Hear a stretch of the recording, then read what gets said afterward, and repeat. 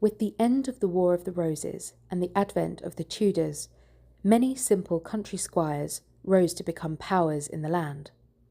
Sir Henry Marney was one such. As Lord Marney, he became Privy Councillor to Henry VII and Henry VIII, head of the latter's bodyguard, Sheriff of Essex and Lord Privy Seal.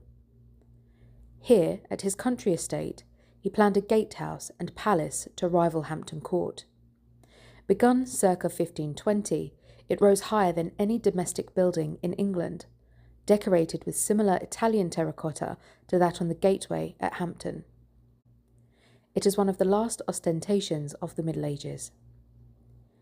By 1525, both Marney and his son were dead. The palace was left unfinished. A church worthy of this setting was built to the rear of the house. The approach is across wide East Anglian contours from the Colchester Road. This is brick country, and the church, like the gatehouse, has brick walls, buttresses, porches, mouldings, and battlements. The brick tower is similar to those at Ingatstone and Freening, perpendicular with Tudor arches to the windows and bell openings. The most unusual feature is, on the north side, a complete priest's extension with chimney.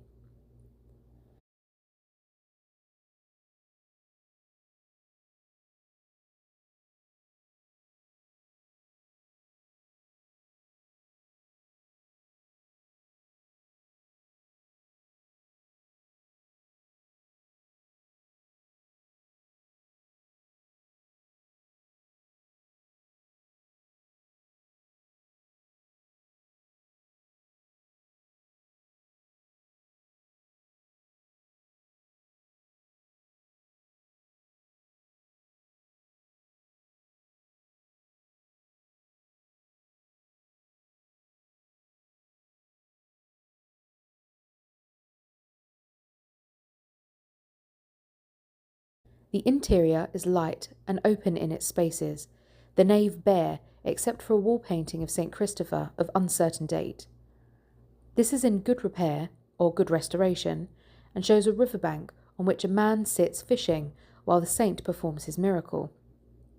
It is one of the most charming depictions of the story. The screen is poorly carved, as is the Tudor pulpit and tester. The excitement is in the Marney chapel, divided off by a linen-fold panelled screen. Here, a large Tudor fireplace has recently been uncovered, supplied by Marney for the comfort of the 2 priests and 5 beadsmen paid to say Mass here each day. They must have made a jolly community round their fire, and we wonder if they survived the latter suppressions of chantries under the patron's boss, Henry VIII.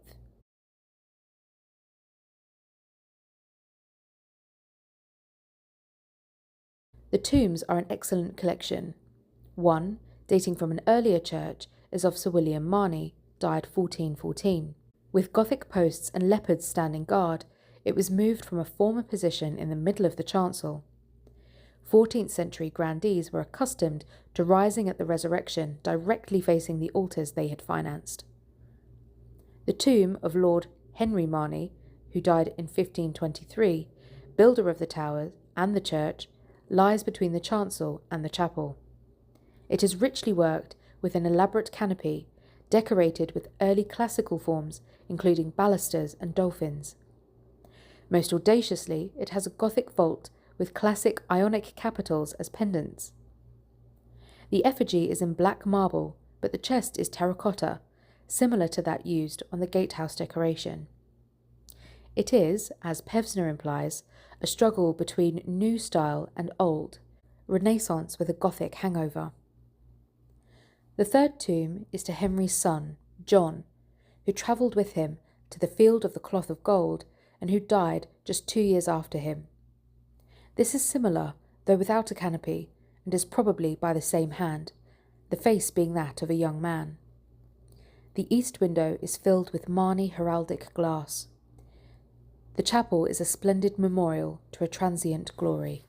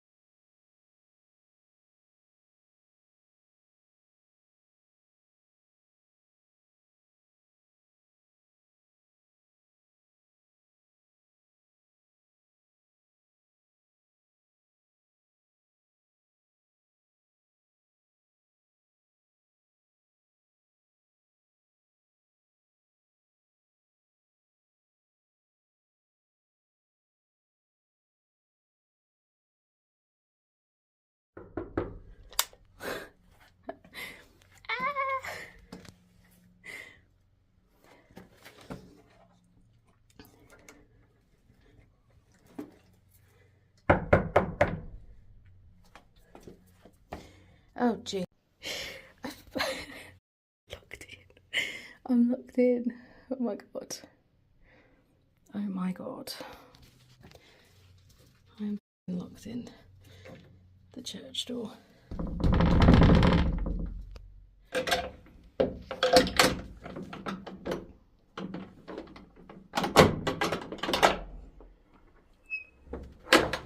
Hello, thank you. Sorry. Oh my gosh, right, okay. Oh, good job I'm not claustrophobic, eh? Thanks a bunch. No worries. All right, cool. Cheers.